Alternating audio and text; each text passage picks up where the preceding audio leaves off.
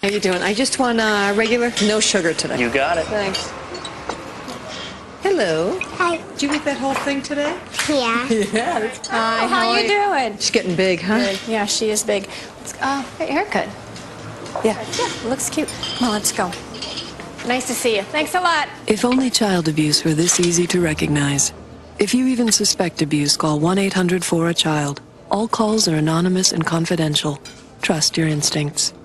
In the weather, oh, don't hang your head, it's gonna end. God's right there, even if it's hard to see him. I promise you that he still cares.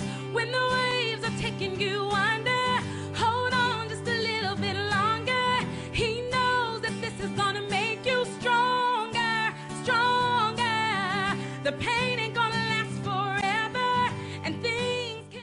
Good afternoon. Hello, my name is Amina L. Wilson, and I'm so excited to welcome you to our new show in the Tampa Bay area called Conversations with My Daughters. And I'm really excited to invite our first guest here today, VJ Briggs, executive producer and director of Faith Productions at Work. How are you, Ms. Briggs? Fine. How are you, Amy? It's wonderful to have you here, especially on our opening show. Of course. So my first question for you is, why TBCN for your first television project? Okay, I started with TBCN about 5 to 6 years ago, and at that time it was a very viable. I was one of the few community theaters, TV stations that you could go to here in Tampa. So what I did is I was actually taking a class at Patel, and I was really into digital film. And someone told me to go there because their program was more extensive and basically was free. Right. Well, I went. Of course, I didn't get any far in editing because I just couldn't get it. But I did manage to do a short segment with someone there, and it was years later, 5 years later, in fact, that I decided I was doing a work called the Joe Project, and one of the guys on the set was interested in TV, and I referred him. And at that time, they were still on the University of Tampa campus, but they moved. And unfortunately, due to budget cuts and everything like that, they lost a lot of funding. So I really wanted to launch this show, Conversations. So I said I'm going to go back to them and do it. And maybe by doing it and building on, this whole relationship with women and daughters, we could get people here to this new site and also get money infused into this new site. I mean, there's some money out there, but maybe women money, women power. And if you have a show that is really directed toward women and is saying something, I'm not saying that the church shows and things like that don't say anything, but I think it would help TBCN. So TBCN offered you an appealing approach to helping the women in the community, and also you helping them generate funds for their programming. Not really, they don't do that, but because they had lost funding, it was just God in me saying, okay, go back and help this, now they're fledgling, they're trying to keep themselves together, doing a major tight money time, economic time across the United States. So here in the Tampa Bay area, I just decided, let's give them a shot. Because I really think Conversations will bring in. Everyone wants to talk now. I mean, when you're out of work, your husband's out of work, your children are going crazy, all of that's going crazy. You want to be able to voice your opinions, and you want to see how that works, and it can work. So what do you expect Conversations with My Daughters to bring to the women of Tampa Bay? Open forum that they can actually, I'm hoping to have even a studio audience to come in, and they can actually, when you think of generations of women, I want to look at why, in my case, after my mom died, I thought about when we were all standing around that coffin that day, I'm saying there was all these emotions, and she was gone, and couldn't explain why I'm angry so much, can't explain why I bite the side of my mouth, and I'm all upset, and how did this come about? And so she used to tell us about our great-great-grandmother who was a slave, and so I thought of Conversations. Okay, so Conversation has been a while in the making for you. Yes, almost 6 years now. Wow. It's a long time. Well, we're definitely happy and excited that you finally brought it to fruition. Now, why Conversations? Why this title? And what does it mean? Where does it come from? What motivated you to choose conversation? Like I was saying, like I was saying before, it started with my mom's death. Okay. It just wanting to talk. Okay. And I said to myself, as I was watching her, not being dramatic, but the artist in me was saying, you know, I want my daughters to talk to me now. Okay. While I'm alive, while I'm kicking, let's talk about whatever's hurting you, whatever's bothering you. I don't care how old you are, how painful, how hurtful. Let's talk about that. And let's film it. So I started filming the women in my family, starting with my daughters. By the way, you're my daughter. Well, I was going to definitely get to that. But yes, I am your daughter, and an honor to be so. But along to stay on topic with the Conversations and the show, the idea of your show is to inspire other mothers and daughters to conversate, to communicate in a manner that you were unable to do with your own mother. Exactly. Am I correct? Exactly. So, you couldn't talk to Mom. And why was that? She was old school. Okay. Children were to be seen and not heard. Therefore, we would sometimes like hold our breaths. Mom cast a really big shadow over our lives. There were 12 of us, and I'm number 9. And all of us have dabbled in the arts, and she made a point of getting us, we were well educated, traveled, but she also, I'm Mama, you know, and she had the last word. And in the end, after she died, she had the last word. Right. And you have my oldest sister who is still just angry. And my thing is, talk to each other. And that's why in the work itself, I say it's the intergenerational making of daughters that I'm exploring. I want to explore why we are like we are. Right. What are the similarities between the moms, the daughters, and the grandmothers, as they'll see in the coming episodes when we discuss different things that have happened, painful things like molestation and murder and all of these things that happen in families and impact women. And I can only talk about women in conversations. I'm sure someone will come up with one for men. But I think we should be talking. Do you feel in this day and time that there are a lot of women that are continuing the cycle that your mother was in, where they don't conversate with their daughters, and you feel like they're going to end up leaving daughters like you when they pass? Most definitely. I see it on the streets every day. So that's your inspiration for. Well, definitely. I'm excited about the opportunity. I'm excited about what I'm going to learn from this experience. Another question I have for you is that I know this conversation is a big part, this show is a big part of who you are and what you want to do, but there's got to be more to you. So who really is VJ Briggs, and what with your mother's experience, what your ideas and what your interests, who are you and what do you have to offer? First and foremost, I'm a child of God. Okay. You know, I firmly believe in Jesus Christ. I belong to the Pentecostal Church of God of Detroit, Michigan. We have many branches out here. But God came into my life. He found me. He wasn't lost, so I didn't find him. He found me. And in finding him and accepting him, I realized that I'm a divine original and that I can do anything in him. And if I ask him to guide me, everything I do will be perfect in his eye. Maybe not in the world. So I want to explore me. I spent most of my life having real low self-esteem. I spent most of my life being a high achiever, but only because I felt like I had to do more than anybody else. I grew up in a racist America where my mother had watched her father lynched, so she would teach us, hey, you got to go to that school. We grew up in a country school up in upstate New York, and she said, you go to that school and you better, if they get an A, you better get 100. If they get 100, you better get 100 plus, just to arrive. And so I raised my kids. I raised all of you out in California. I spent most of my years in San Francisco. Right. But there we formed theater, and theater was freeing. You could be free.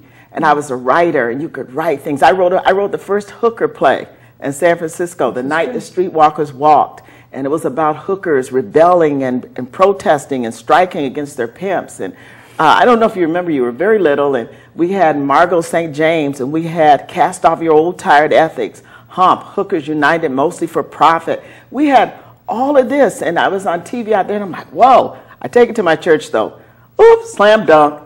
They say, come out from out the dead, Sister Briggs. But I didn't leave my church, but I continued to write. And I continued to attack issues.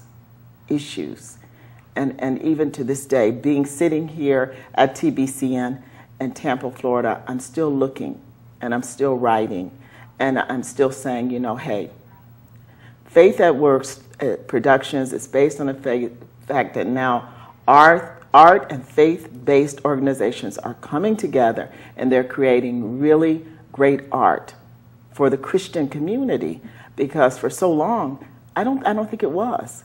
I think many people thought you couldn't cross that bridge. Yeah, we have a lot to say as Christians, and we should be getting it out there. So with this show, Conversations, what type of issues are you willing to explore? I'm willing to talk about anything. Because anything I really talk about and really worried about and concerned about, I would take to the bishop of my church. And I would ask him, he's a man of God. I said, okay, because he gave me permission. Actually, our bishop in Atlanta, Georgia, gave me permission 19 years ago. Wow. He gave me permission. His name is Bishop Rice. And he gave me permission. He said, go ahead and write. I said, do you need to see what I write? I was crying. I was all emotional. And he says, no, I trust you. So it wasn't him saying that. It was, to me, that was God saying that. But for 19 years, I didn't trust God. It was only recently that I said, you know what? I'm going to retire and I'm going to take that buyout money and I'm going to launch my stuff. And that's what I'm doing. So in lieu of the title of our show, Conversations with My Daughter, and I am your daughter, I would like to ask... Yeah, I think you are. I'd like to ask a personal... I mean, what kind of message... I mean, you've been a superb mother, and I appreciate all the lessons I've learned thus far. But now being in this part of your life, you're retired, it's a new phase, you're widowed. Yes. You know, what do you feel? Do you feel this is a new beginning? Do you feel like you haven't achieved everything you need to achieve and you feel lack of? What do I have as your daughter to look forward to when I reach, God willing, the place that you are in now? What do you have to look forward to? Or where should my mindset be to prepare to be in First a place? off, you have, as a Christian woman, you every day you wake up, that God blesses you to wake up. This is what hit me at 61. I woke up and I said, you know, Lord, you're with me. Right. You're with me. And I'm being totally honest to me. You're with me. So I don't have any reason to be scared. Right. I've been blessed.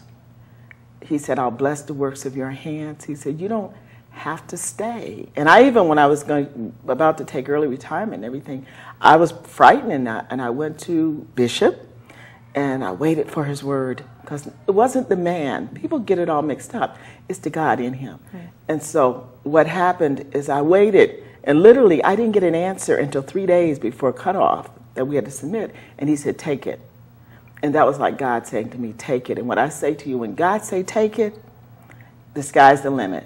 You can look at that comment and say, I'm going to catch you, because God, this day, has given me the breath in my limbs, the breath in my body, the use of my limbs. And even at 61, I'm young. Right.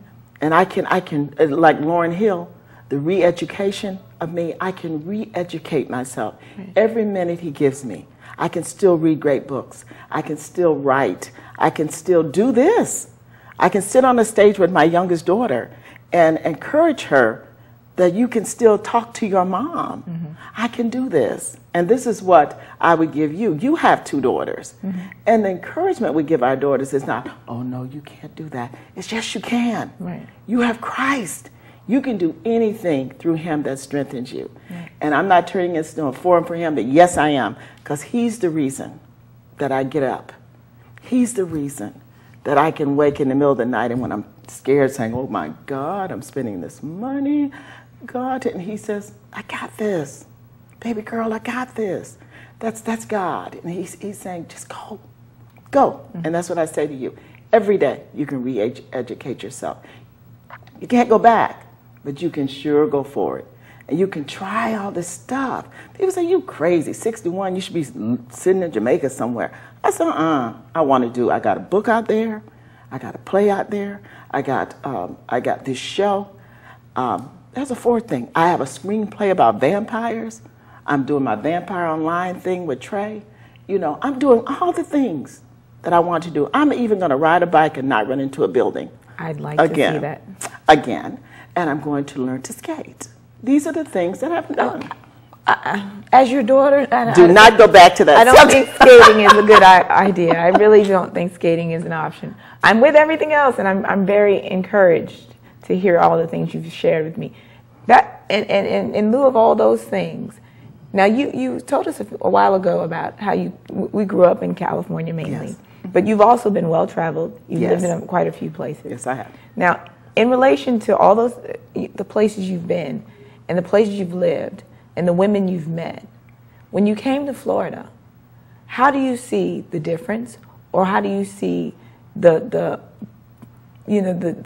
plight of a woman here? To be really, really blunt and honest, I was kind of unfair to Florida when I first came. I hated Florida. You were. I hated Florida. Hate is such a strong It's a very strong word, but that was my strong emotion. I didn't like the bugs. I didn't like the heat. I didn't like any of it. Okay. I preferred the changes of weather. I preferred San Francisco's Mediterranean climate. But there was another climate. When I got here, before I really got into Christ, I was very political. I was those people that would go down and protest, as you well know. Right. And I would be the ones with the banners. I would sat through many Angela Davis rallies in San Francisco. I was like that. So when I get here to Florida, I'm thinking Rosewood. I'm thinking racism. Right. I'm thinking, who these folks think? You don't walk up to me. I had the head thing going with a big, I already had a thing with the police, even to this day. Police pull me over, oh wait, write the ticket, and hope they don't throw me in jail, because I'm not going to be nice. So you just basically have a problem with authority. I was political. Right. I was right on. And God has toned me down. Thank you, so Jesus. the women of Tampa, what I saw here, I was like, what? It didn't matter about the color. I was like, what, you just barefoot and pregnant, or what? I did not see, I didn't have that hum that I felt in New York City. I did not feel that freedom that I felt in San Francisco. I didn't feel that, and I'm looking at the women going, I just remember an incident in Target, and these guys were like all over this girl, and she's trying to do her job. They got their feet on the counter, and I said, you know what, why don't you take your feet off? And this girl goes, oh, don't say anything, I'm losing my job. I said, well, they're disrespecting you. That's what I saw in Florida. And that was then. Now what do you Now think? what I feel is that there's hope, a little bit. And that's why I'm doing my show, is that I feel like stop criticizing them and offer them some Well, this is where we get options. into our debates, though, because I really embraced Florida when I came. And we know. And it still remains to be a lovely place to live and raise children. And I feel like I've blossomed here. Now, you know, coming from your diverse background, and I know the New York Broadway and all that, but Florida, you know, wouldn't you say Tampa does have its underground of excitement and entertainment and culture that maybe you haven't tapped into yet? I think that's a fair answer. I haven't tapped into it. And trying to do the Joe Project, just doing auditions, just getting people together. New York, you put a thing out, you say, okay, I'm holding auditions, you get 200 people just to show up to see if they might get it. Tampa? And so someone said, you're just not hitting the right places. I said, it may be just becoming a little bit too much work for me. And so I think you're right. I think that's fair. I haven't tapped all the places that need to be tapped here. And I'm a little old. I may not. Oh, now you're old. I claim being old. When you want the what is that? The senior citizen discount, you're old. Yes. Do you have to pull the card everywhere you go? As much as they give me a discount. Okay. So, moving right on. I mean, moving right along, you know, we do have a good time with each other, but the value I find in our relationship, and I hope that we'll, you know, because we didn't always have this. I think when I became a woman and a mother, I found a new appreciation for my mother in my life. And I do value, I remember the battles, I remember the, you know, the strife and struggle, you know, just trying to communicate with you growing up. That's true. But once you become an adult, not even so much mother, but once you take responsibility for you as an adult, I think we girls or young women all find it very amazing that our mothers are the people they are. We don't always know how to communicate it. But we do stand back and say, wow, my mom had to be something, you know, even in the worst relationships, I'm sure. Okay, when we were taping, speaking in that regard, and I hope we do have a clip here today that I brought in for you from the trailer that I did from the initial show, would give you an idea of exactly what you're talking about. It's the diversity. Right. These are all your aunts and Right. and all of the things. You're saying it was a rugged journey getting to where we are. It was. And it's a growing journey. it's a growing journey. And a learning journey. Yes. You know, I'm constantly learning, because you're making different transitions, I'm making different transitions in my life. And with each transition, there's a new adjustment. Exactly. And there has to become a new understanding of who I am and what my stand is versus who you are and what your stand is. Your stand is.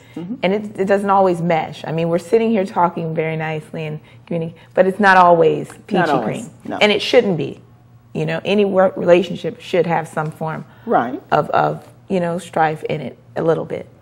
Well, definitely, individual. Definitely. And it makes, I'd like to think that we're unique in that.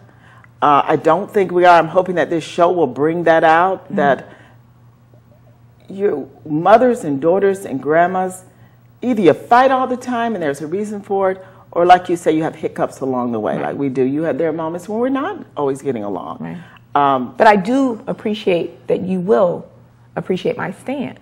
I will. You know, in vice versa. And how do you communicate? Because like you said, I have daughters. And it's not always easy. I mean, my daughters are 9 and 12. This is true. And I'm still learning that.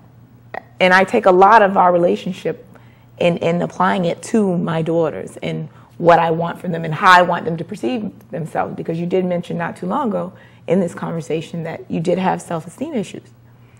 And I still do in my flesh, but that concerns me. Thank God for Jesus. We just had this conversation this morning as we were prepping for this.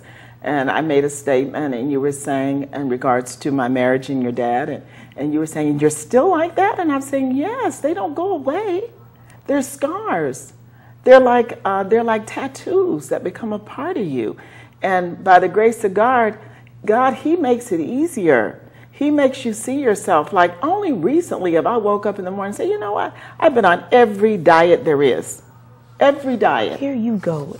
Why do we always turn to the diet issue? Because I always figured if I lost the weight, I was even going to do plastic surgery. Where? What are you going to do? My nose. I'm going to get my nose like Marie's nose. I went to the doctor. I said, push my boobs up some. I said, I don't want anything added. Just push them up. And he did that, and we went and did that. But it was all self-esteem issues. And you guys were kids. But I was doing all of this to try to keep what I thought was a lack of interest on my husband's part. But when I really, really got into God, he said, you all right. He said, really, you all right. He said, and I'm like, okay, so I can eat my sugar? Okay, so let me call you on that point to bring it back to this morning. Boy. When you got into God. Yes. You open the door, I'm walking in it. Somewhere, those scars should be, you know, and I'm amazed at 61 you're still holding to something that my dad said years ago after you've gotten into God. When do they wash away? I may be like Paul. They may be there until the Lord come. I don't know. But if you say the wrong thing and press the wrong button in my flesh, I understand. It awakens that girl. It awakens that painful moment. But when does she become free? I don't want to be 61 and still coddling some little girl. That's why we're doing conversations. Because when they see our tapings and the things that all of you had in common, because remember how we did the original tapings for conversations, was I would tape each person individually away from each other, ask you all the same questions, and then I would bring it together and we would find the similarities. And it was amazing what you all said, what you caught from our marriage, what you caught from your mom, your dad, what you caught, the things that bothered you most, the things that you enjoyed most. What did we catch? Walking in the dark. Okay. That was the big part. Mom, we always thought it was normal. You just be in the dark talking to the walls. Well, I still think that. But what I was doing was trying to stay sane. I had lost my daughter. Right. Emmy had died. I was living, I had a Vietnam War veteran for a husband who was extremely his own problems. He came with 3 tours of duty in Vietnam, yeah, and he ends up dying. And so you say these things, and I hate to, this is our conversation, so yes. Okay, don't reach over here or anything. You say these They things. have security, but I think, in the building. Thank you. You say these things. You talk about God so passionately. You talk about God and your faith in Him so passionately. And so I tend to want to call you on it because... It's okay. Because my faith is just, if not as strong, I'd like to think stronger in God. Mm-hmm. And so when do you release it? When do you let go and let God have it? Fine-tune a little bit more. At 61, you're still holding to, you still have issues about self-esteem. Yes, I do. You still are hurt by things that people said to you over 45, 50 years ago. Yeah. When does God become the wonderful God He is and the forgiving force in your life to free you from this little girl inside that's holding all this stuff? Because honestly, it saddens me to see that my mother is still holding stuff that somebody said to her when she was 5 years old. Well, the word holding is kind of If you can biting. recant it verbatim, remember what clothes you had on, what sandwich you were eating, what the person had on, and what tone they said it to you, you're holding it. But it wasn't just somebody. It was somebody that I loved a lot. And it was somebody who I was married to for 33 years. And if he saw you that way... I'm not just talking about my dad. No, well, my brothers mattered too. They didn't mean to be hurtful. But when you say to a young girl's conversations, yes. and I've had this conversation with them. Okay. When you say to your young sister, and there are 3 of us, I'm the youngest, right. And you say, well, we're talking about, well, if you saw us walking down the street, which one of us would you talk to first? And he says, oh, I talk to you because you're the ugliest one. I mean, you're still holding that. Yeah, but you have to be careful. That's what Conversations is about. Right. That's what this whole show's about. Be careful what you say to your daughters. Be careful what you say to them when they're young, because even with Christ, you're still in a flesh house. I'm saying be careful, but I see Conversations as, yes, be careful, but I've got to say how I feel. But don't call them ugly. That's I'm not sorry nice. they called you ugly. I Thank really you. am, because you can't take responsibility for somebody else's ignorance. You can only take value in what you know about yourself and not accept it. You taught me this. Yes. So how come you can teach the lesson, but you're not a student of your own lesson? Because I am learning daily in Christ. I am learning daily in Christ how to accept Him in me.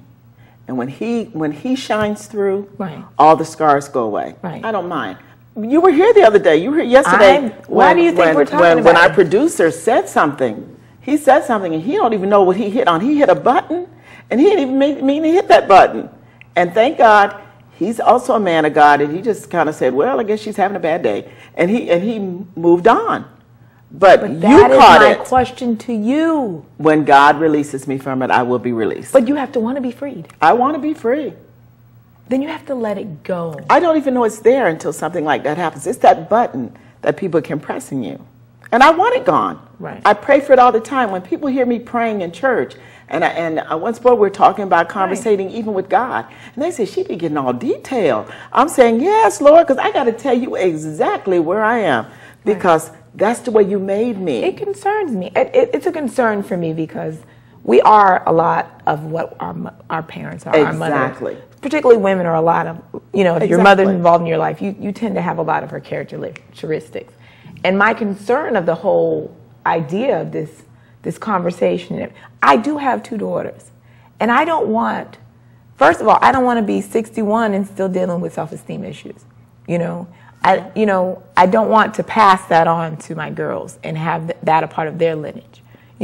So it's important to me, and hopefully for the other women that may watch this show, that cycles be broken, new bonds be made, new bridges built if bridges have been burned, because we only get one mother. This is true. And in some cases you only get the children you're given. Whether adoption or whether by birth, God blesses us all in His own way. But the relationships you have, I feel a lot of the way you are has sort of chafed the other relationships in my life. with women. You didn't have friends. No, I did not. You did have male friends, but you didn't have female friends.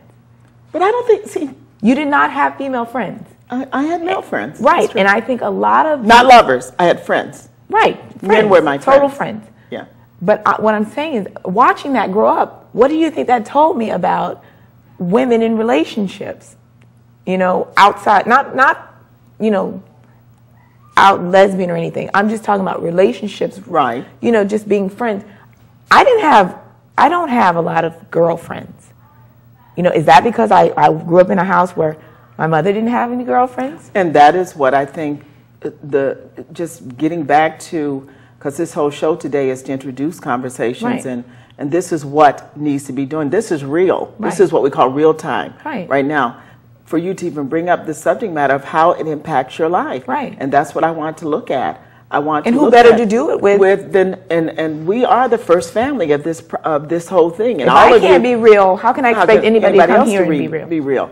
But what happens is that, just like you're saying, well, I noticed with my daughters, I don't have friends. You didn't have friends, and I don't have friends. So my mother didn't have friends.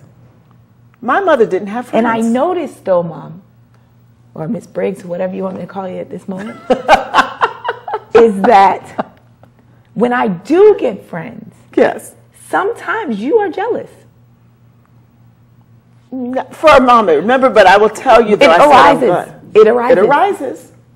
And it's more or less, you won't really make a big deal about it, but you'll definitely let me know, I see what you're doing, and you're hanging out with her a little more than you're hanging out with me, you know, or you're hanging out with anybody else. This is true. And that But I've saddens grown. me. You're grown, great. I've grown. Great deal. Because now I do say, and you notice I'll call you, that's important, Right. that it's good that you have friends. Because we call them friends, but they're sisters in the church. They're sisters in the They're my church. sisters in the Lord, and I do find comfort in being with them, and it's a wonderful relationship. And in many ways, I'm closer to them than I am my natural sisters. Which I think in Christ is Right. just from our last meeting. Right. You know, you forsake all of them, and these are Right. your sisters. Like what I've had to accept, and many times when I'm talking to our national supervisor, she'll say, you know what, they're not your friends, Sister Yeah, Briggs. they're We your are your sisters. And so And you have a should hard be- time computing that. And I had to realize there's a lady at our local church, and I won't use her name because Sister R, she probably wouldn't mind. It's TV. She'd be just tickled. Right. But she and I battle all the time. But at some of the roughest moments in my life, Sister Shirley, we'll just say that, has been there. And she's always there. And she's always been there. And then she'll flip. But then I got to remember, not the flip, but that she was there. She's the one who talked me all the way home, or when I was really going Or through. calls you out of Or nowhere. she'll call me out of nowhere and pray with me on the phone. This is who I'm dealing with. But you have no experience in relationships No, with not women. with women. Not with women. And that is saddening. At 61, the only women that are close to you are your natural sisters. Right. And my entire life, I had my friend, and I've even forgotten a lady's name. That's how, She's and really. she looked like Liz Taylor. She was very pretty. That speaks. That, and that then is. You don't even remember her name. Sharon Pinckney. When was the who's last time you spoke to Sharon? Actually, during the time of her sister's death. Okay, very little. And she's the one who helped me write my book. She's the one who would sit for hours and listen to my book. How many years ago was that? God, she was just teasing me about it. She said, have you gone on Oprah yet with that book? It's been 30 years. And so, but they have been friends. But my greatest friend was Millard Larkin, A man. who was a man. And he was just like a true friend. brother, yeah. He was, and I just seem to relate more. And I'm sure the brothers in the church be looking at me funny, but you notice I stay away from everybody, because Right. my thing is I always got along better with the male components. Because I had brothers. Right. I had 8 of them. And you know, you sit around and they mess with you, they throw stuff, hit you in the head with it. I had one brother. Yeah, we know. I have one brother, and it wasn't because I had one brother that I hung. I watched and mimicked what I saw, And I what didn't- you saw was a woman who did not have women friends. and it taints the relationship. Yes, it does. With everyone. I mean, even aunts, and you know, we come from very critical people. Yes. Analytical people. Analytical people. I found myself separating from them because my stand is what it is, and if it's not going to be respected, I'd rather not be around it. Right. So I'm not very close to a lot of family members, you know, and is this a part of who we are? Actually, when you look at how the intergenerations, each generation carried what was the generation before. Right. And so when does it stop? It stops when you recognize it. Right. And that's what I'm saying with conversations. If women and mothers and daughters and granddaughters start talking to each other, they'll do what we're doing right now. They'll say, well, why do you do that? And that's what you guys would do in the tapings. It was amazing. You would go, and someone would break down and start crying. I don't care if it was Vivian. I don't care if it was Dorsha. Whoever we were taping, they would hit that point where you would hit on something. Right. And it'd be like Vivian not knowing her grandmother's name. Okay. Or where she lived. I understand. So I'm saying the importance of this and how I evolve every day is to accept Christ. Christ has been the movement in my life, and it is a process, though. I totally agree. I find this invaluable time I have right now because it's very hard sometimes to get you to you know, it's not even hard to get you. It's an idea that as your child, you don't want to make your parent uncomfortable. I mean, it's just. And I'm saying with this show, it's okay. I'm saying that women and daughters amongst women should confront their moms. I'm not talking about come at trying to beat them up, right, or trying to undermine them, but really to seek answers.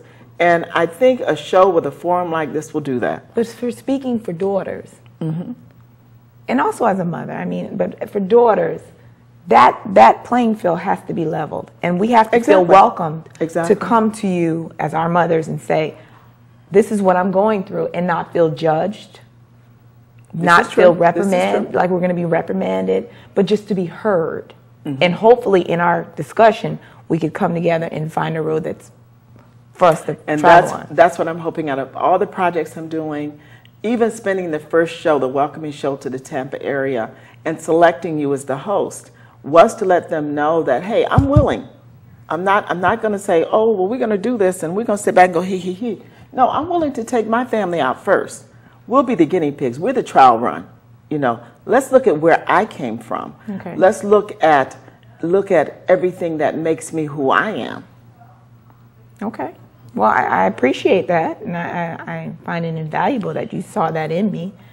And let me explain what my expectation for this opportunity is. And I really pray and hope that other daughters and mothers find a valuable voice for one another and a valuable opportunity in watching this show, maybe coming down, being a part of this show, that it's an opportunity for them to open a door that they've never opened before, or ask a question that's been burning in them longer than they could remember, and having the other person, whether it be the daughter or the mother, be open to hearing these questions, and being open to, you know, shining a light where it was dark in somebody else's existence. You know, it's hard. No one says it's easy. We didn't get to this point. No.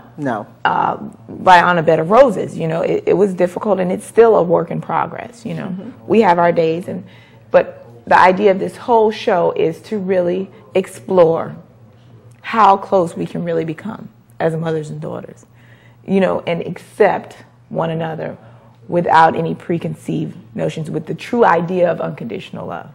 Right, and my whole thing, like, once more, and I don't know when they're going to run the clip, is that reconciliation. Right. The key. The key is to not just come together for the entertainment quality of the audience out there. Right. And so people can say this is a reality show. No, this is a talk show, but it's about conversing in order to reach an end, to resolve differences, to look at the pain. And like you say, level the field, so that I can express my pain and know that you hear me. And I can look at maybe my grandma and figure out why you are like you are, or why someone would murder their husband, or why someone would a daughter saying, I've been molested, and the mother doesn't hear it. Or sisters just going at each other.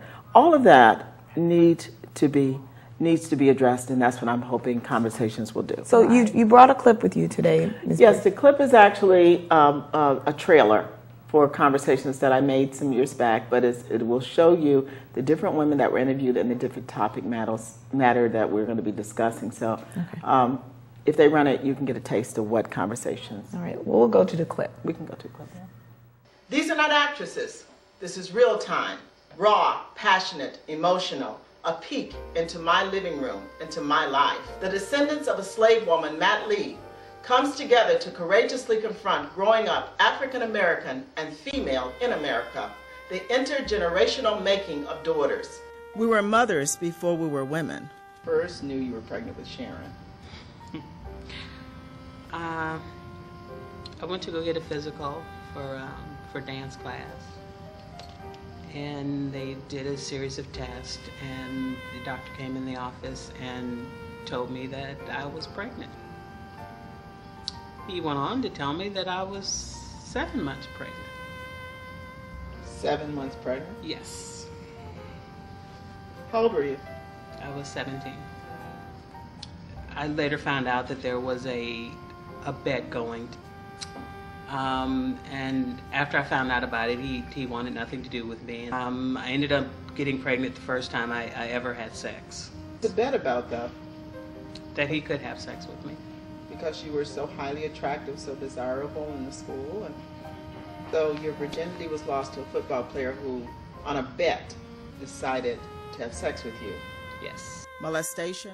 I think I may have had this madness that made me lose control, but I'm not a murderess. If I was a murderess, it probably wouldn't matter.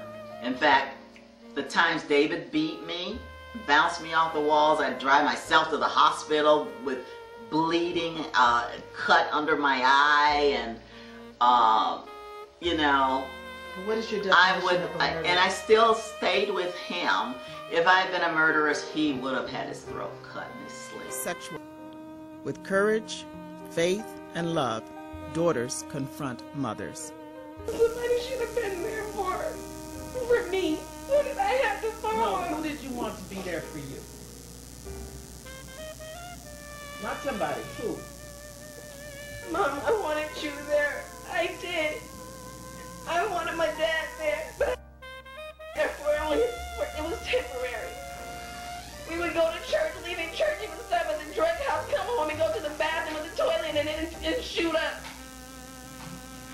I would sit in that damn truck and just wait for 30 minutes for my dad to come out after getting in drugs, leaving church. I was there. Maybe he wasn't there. But it was me that was there when Mimi needed to cry on someone's shoulder. Mimi held your gown every day you were in jail. I didn't have a gown to hold. I didn't have anyone to fold back. Sisters confront sisters. That there was not a lot of But all this time in my mind, I thought I was being there. But what made you think that? When Lisa came to the picture, that was my outlet. That was my time just to say, fuck it, I can go. I'm like, Mama, I didn't do that to any of y'all. I didn't say you did. No, but let me tell you. Well, let me finish and let you know. I didn't do that to none of y'all. The same crap happened to me. And I'm holding on to people who are dropping my hand. Dropping them. I'm pulling at people's clothes and y'all are ripping and running from me. We all could have just thrown up our hands. I was trying to hold a family together that didn't want to stay together. Y'all all just wanted to say blow it and go. I didn't want to blow it. I wanted a life. I didn't want my mom and my dad in the situation to dictate my whole future.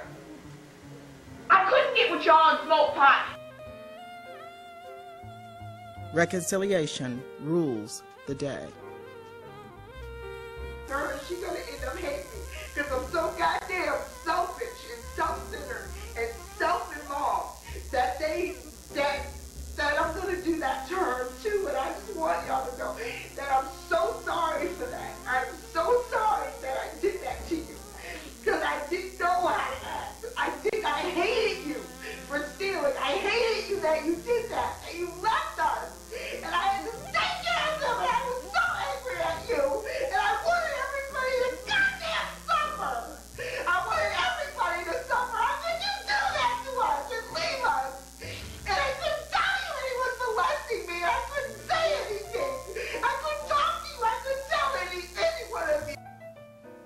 Conversations. Awesome mama that I'm sitting here doing this film, because Ro, in her own magnificent way, said the other day, she said if it was not for all the troubles and the problems that we have, there would be no need for this film. That's true. That's true. So Matt Lee has a lot to be proud Proud of Oh, yes. right now. Oh, Her yes. descendants. Her descendants, she had a lot to Absolutely. smile on. So slavery so. didn't work with us. It didn't lose us. No. Conversations.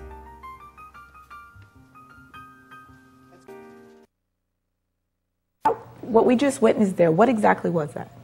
That was actual. What I did is I pulled some of the more, those moments I was telling you about when they would reach something. And each one, like the first woman, these are all women in my family. Okay. Each of them had a story. The first woman, Vivian, she got pregnant on a bet. Wow. These guys betted that they could sleep with her. Right. And then the second clip is I think that was actually my sister. And my sister actually did murder her husband years ago, but never told her children about it.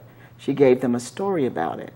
So what I've decided over the last the 5 years, all of them, you know,